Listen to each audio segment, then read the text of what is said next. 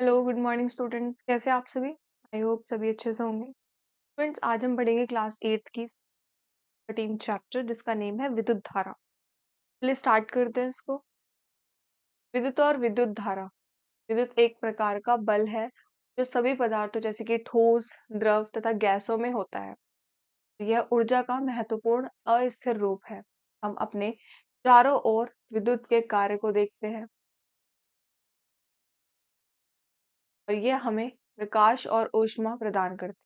Bulb विद्युत को प्रकाश में बदलता है और विद्युत हीटर इसे ऊष्मा से बदलती है। और विद्युत के बहुत से उपयोग हैं। इसके प्रयोग करने के लिए इसे तार के द्वारा प्रवाहित किया जाता है। विद्युत का प्रवाह विद्युत धारा कहलाता है। विद्युत धारा दो प्रकार की होती है, एक प्रत्यावर्ती धारा और एक दिष्ट धारा। प्रत्यावर्ती धारा एक ऐसी धारा जो परिमाण और दिशा में समय के बाद उसी दिशा में दिशा और परिमाण के साथ उसकी पुनरावृत्ति हो जाए, प्रत्यावर्ती धारा कहलाती है। प्रत्यावर्ती धारा की आवृत्ति 50 हर्ट्ज होती है। दिष्ट धारा एक स्थायी धारा जो केवल एक ही दिशा में प्रवाहित होती है, इसे दिष्ट धारा या सरल कहते हैं। और यह सेल या दिष्ट धारा बोला जाता है और यह सेल तथा बैटरी से प्राप्त धारा होती है और टॉर्च एवं कैलकुलेटर आदि को चलाने में दिष्ट धारा का ही प्रयोग किया जाता है। विद्युत धारा के कुछ स्रोत हैं। धारा के उच्च विभव क्षेत्र से निम्न विभव क्षेत्र की ओर बहने को विद्युत धारा कहते हैं। और जब दो क्षेत्रों को चालक तार से जोड़ा जाता है तो विद्युत आवेश तार द्वारा विद्युत धारा उत्पन्न करते हुए बहना प्रारंभ कर देते हैं। और ये आवेश या तो इलेक्ट्रॉन होते हैं या ऋणावेश होते हैं, ऋणावेशित कण होते हैं। इलेक्ट्रॉन ऋण आवेशित सिरे से धन आवेशित सिरे की ओर बहते हैं। और विद्युत धारा के सामान्य स्रोत निम्नलिखित होते हैं। कुछ स्रोत होते हैं इसके, जैसे कि वोल्ट सेल, डैनियल सेल, शुष्क सेल, संग्रहण बैटरी, सौर सेल, जनित्र या डायनमो।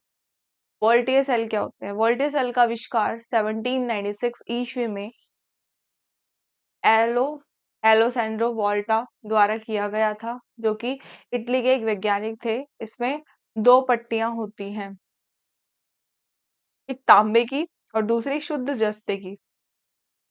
तो जिसमें ये वाली तांबे की और ये जस्ते की है। जो एक कांच के पात्र, ये एक कांच का बाउल है जिसमें ये रखा गया, तनु सल्फ्यूरिक अम्ल में इसको डुबोया हुआ है। इसे तनु सल्फ्यूरिक अम्ल यहाँ पर डुबा हुआ है, H2SO4, H2 के बुलबुले और तनु सल्फ्यूरिक अम्ल।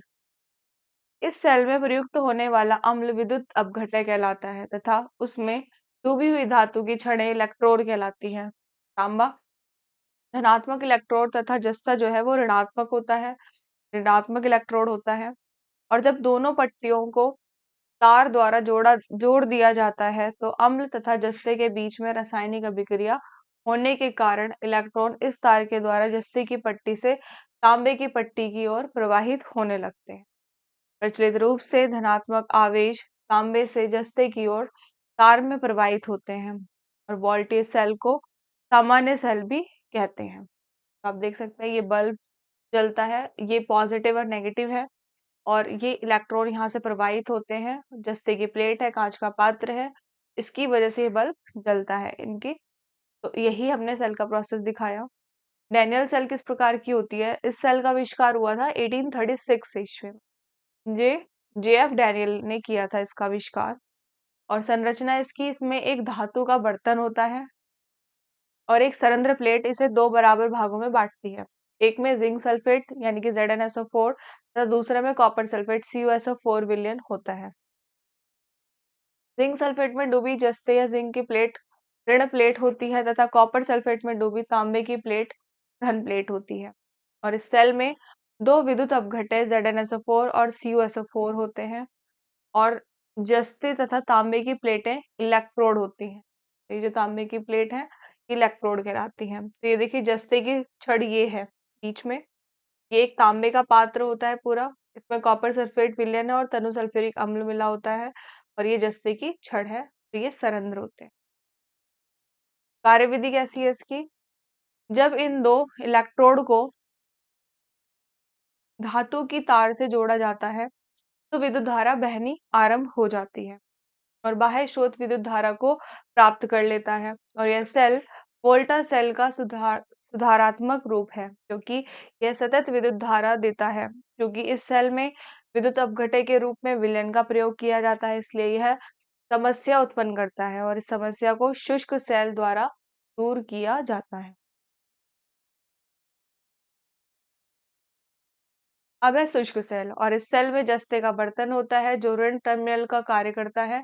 अमोनियम क्लोराइड का पेस्ट विद्युत अपघटय की भांति कार्य करता है, और एक कार्बन छड़ जिस पर पीतल की टोपी होती है जो धन टर्मिनल की भांति कार्य करती है।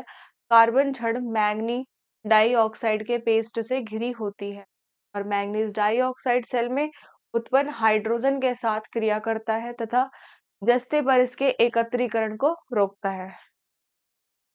और जब विद्युत धारा को द्वितीयक सेल से प्रवाहित किया जाता है तो रासायनिक क्रिया उत्क्रमित हो जाती है, और इस प्रकार के सेल को संचायन सेल कहते हैं। और यह दो प्रकार के होते हैं, एक सीसा संचायक सेल, दूसरा निकल कैडमियम क्षारीय सेल। सीसा संचायक सेल में दो सीसे की पट्टियां हो जो कि इलेक्ट्रोड का कार्य करती हैं, तनुगंधक के अम्ल में डूबी हुई रहती हैं, और जब सेल आवेशित होता है तो धन इलेक्ट्रोड प्लेट पर ऑक्साइड की तरह तथा ऑक्साइड की तरह ऑक्साइड की तथा ऋण इलेक्ट्रोड पर शीशे की परत चढ़ जाती है। और जब सेल अनावेशित होते हैं तो दोनों इलेक्ट्रोड प्लेट पर ऑक्साइड की तथा ऋण इलेक्ट्रोड पर शीशे की परत चढ़ जाती है। और जब सेल अनावेशित होंगे दोनों इलेक्ट्रोडों पर लेड सल्फेट बन जाता है, और इस सेल का बार बार उपयोग किया जाता है तथा यह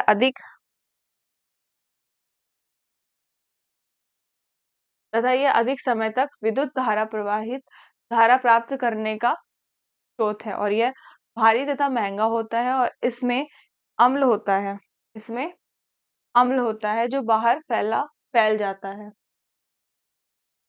संग्रहण बैटरी क्या होती है? इसका आविष्कार गैस्टन गैस्टन प्लांडी का आविष्कार कब हुआ था? इसका आविष्कार गैस्टन प्लांडी ने 1859 ईस्वी में किया था। उन्होंने एक सेल बैटरी का आविष्कार किया जिसमें रासायनिक क्रिया से उत्पन्न धारा को उल्टा किया जा सकता है, और जब रासायनिक क्रिया को बाहरी स्रोत से विद्युत धारा देकर उल्टा किया जाता है तो सेल में वास्तविक रसायन को दोबारा प्राप्त किया जाता है और सेल दोबारा धारा उत्पन्न करती है। इसलिए प्रत्येक बार जब रसायन का प्रयोग हो जाता है तो सेल को चार्ज करने के लिए उसे उल्टा कर दिया जाता है। ऐसे सेल या बैटरी को संग्रहण बैटरी कहा जाता है। इन बैटरियों को बार बार प्रयोग किया जा सकता है, इसलिए इन्हें द्वितीयक सेल कहा जाता है। संग्रहण बैटरी दो प्रकार की होती हैं, एक तो सीसा अम्ल संग्रहण बैटरी और एक निकल कैडमियम क्षारीय संग्रहण बैटरी। लाभ है, ये बैटरियां लंबे समय के लिए अधिक मात्रा में धारा उत्पन्न करती हैं तथा इन्हें पुनः चार्ज भी किया जा सकता है। हानि, इन बैटरियों की निरंतर देखरेख की आवश्यकता होती है और ये वजन में काफी भारी होती है, अतः इन्हें एक स्थान से दूसरे स्थान पर ले जाने में असुविधा होती है। इन बैटरियों का उपयोग वाहनों में किया जाता है और इनका उपयोग रेलगाड़ी के डिब्बों में प्रकाश के लिए भी किया जाता है। घरों में इन्वर्टर के साथ इन्हीं बैटरियों का उपयोग किया जा सकता है। फिफ्थ है सौर सेल। वे सेल जो सूर्य की रोशनी को विद्युत धारा में परिवर्तित कर देते हैं, उन्हें सौर सेल कहते हैं। सामान्यतः सौर सेल में सिलिकॉन का पतला लेप होता है जिसमें कुछ आर्सेनिक के परमाणु होते हैं और इस लेप पर सिलिकॉन तथा बोरॉन की पतली परत होती है, और जब इस व्यवस्था पर प्रकाश की किरणें गिरती हैं तो उस तार में धारा प्रवाहित होने लगती है जो लेप तथा पतली छड़ को जोड़े रखता है। सौर सेल से प्राप्त होने वाली विद्युत धारा बहुत कम होती है, इसलिए सौर सेलों के पैनल का प्रयोग किया जाता है। सौर सेलों का उपयोग ग्रामीण क्षेत्रों में कैलकुलेटर ट्रांजिस्टर्स तथा विद्युत प्रकाश के लिए किया जाता है। ये है कार्बेट्रा और ये है सौर सेल, जो कि आजकल सभी आप देखते होंगे मोस्टली घरों में ये पाया जाता है। जनित्र या डायनामो क्या होता है? जनित्र या डायनामो एक शक्तिशाली मशीन होती है जो विद्युत उत्पन्न करती है और ये आंतरिक ऊर्जा की गति को विद्युत ऊर्जा में परिवर्तित कर देती है। तो जनित्र या डायनामो का क्या काम होता है? ये विद्युत जो है ये विद्युत ऊर्जा को परिवर्तित किसमें करती है, यांत्रिक ऊर्जा को विद्युत ऊर्जा में परिवर्तित कर देती है। और डायनामो विद्युत चुम्बकीय प्रेरण के सिद्धांत पर ही कार्य करता है। ये वह घटना है जो एक तार में विद्युत धारा प्रेरित करती है, और जब यह चुंबकीय क्षेत्र या इसके पास गति करती है, तो इस घटना की खोज माइकल फैराडे द्वारा सन 1821 में की गई थी।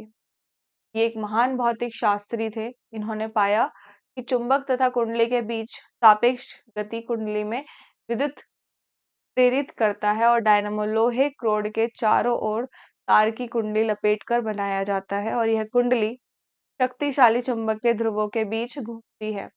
साइकिल डायनामो में कुंडली पहिए द्वारा घूमती है। पावर स्टेशन के बड़े जनरेटर में बड़ी तथा भारी कुंडली का प्रयोग होता है।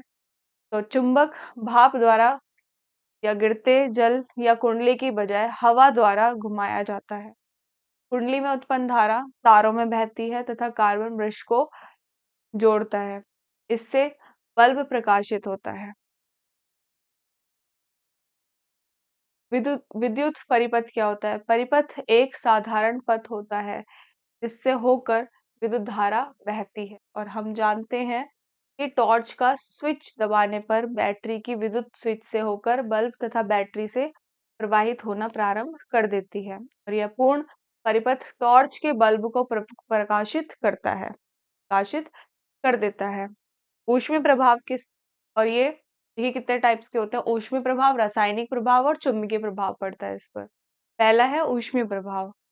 विद्युत तब एक चालक से गुजरता है तो यह अर्ध या पूर्ण ऊष्मा में परिवर्तित हो जाता है तथा चालक गर्म हो जाता है, और विद्युत का यह ऊष्मीय प्रभाव विभिन्न उपकरणों जैसे कि iron press, heater, toaster, geyser आदि में उपयोग होता है।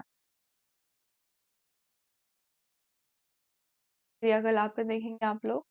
सेकेंड है रासायनिक प्रभाव। जल को उनके अंशों में तोड़ा जाता है, और ये अंश हैं हाइड्रोजन तथा ऑक्सीजन। धात्विक तार में धारा इलेक्ट्रॉन के रूप में प्रवाहित होती है, लेकिन विलयन या द्रव में धारा इलेक्ट्रॉन के रूप में नहीं बल्कि आवेशित कणों के रूप में होती है, जिसे आयंस कहते हैं। और जब परमाणु से इलेक्ट्रॉन निकलता है तो आयन निर्मित होता है, और विद्युत अपघटन से विद्युत धारा गुजरने पर आयन निर्मित होता है, और जो गति करना प्रारंभ कर देती है। धनात्मक आयन ऋणात्मक इलेक्ट्रोड द्वारा आकर्षित होते हैं और वहीं पर संचित हो जाते हैं। धारा का यह रासायनिक प्रभाव क्या कहलाता है स्टूडेंट्स? धारा का जो ये रासायनिक प्रभाव होता है, यह धारा का यह रासायनिक प्रभाव कहलाता है। जब परमाणु से इलेक्ट्रॉन निकलता है तो आयन निर्मित होता है, विद्युत अपघटन से विद्युत धारा गुजरने लगती है। आयन गुजरने से आयन निर्मित होते हैं जो गति करना प्रारंभ कर देती है, और धनात्मक आयन ऋणात्मक इलेक्ट्रोड द्वारा आकर्षित होते हैं और वहीं पर संचित हो जाते हैं। और धारा का यह रासायनिक प्रभाव विद्युत अपघटन कहलाता है, जिसका प्रयोग विद्युत लेपन में होता है। विद्युत लेपन में धातु की एक पतली परत दूसरे धात्विक पदार्थों पर संचित होती है। उदाहरण के लिए स्टूडेंट्स, अगर हम इसके उदाहरण की बात करें तो उदाहरण देखेंगे तो उदाहरण में क्या होता है? उदाहरण के लिए लोहा तथा पीतल निकिल और सिल्वर के साथ लेपित होते हैं। आभूषण या धातु जिस पर लेपन होता है कैथोड का निर्माण करते हैं, तथा विद्युत अपघटन में लटके और बर्तन में रखे होते हैं। धातु का टुकड़ा जो संचित होता है एनोड का निर्माण करता है, और जब धारा प्रवाहित की जाती है तो एनोड से आयन निकलकर कैथोड पर संचित होते हैं, और यह विद्युत लेपन कहलाता है। विद्युत धारा के रासायनिक प्रभाव के और दूसरे उपयोग अयस्कों से धातुओं का निष्करण तथा इसका शुद्धिकरण होता है। इसका शुद्धिकरण होता है। रासायनिक प्रभाव द्वारा धातुओं को दूसरे सुरक्षा धातुओं द्वारा लेपन कर जंग लगने से बचाते हैं। आपका है चुंबकीय प्रभाव। चुंबकीय प्रभाव क्या होता है? एक तार में प्रवाहित हुई विद्युत धारा चुंबकीय प्रभाव प्रेरित कर सकती है, और जब किसी कुंडली में विद्युत धारा प्रवाहित की जाती है तो वह भी एक छड़ चुंबक की तरह व्यवहार करने लगती है।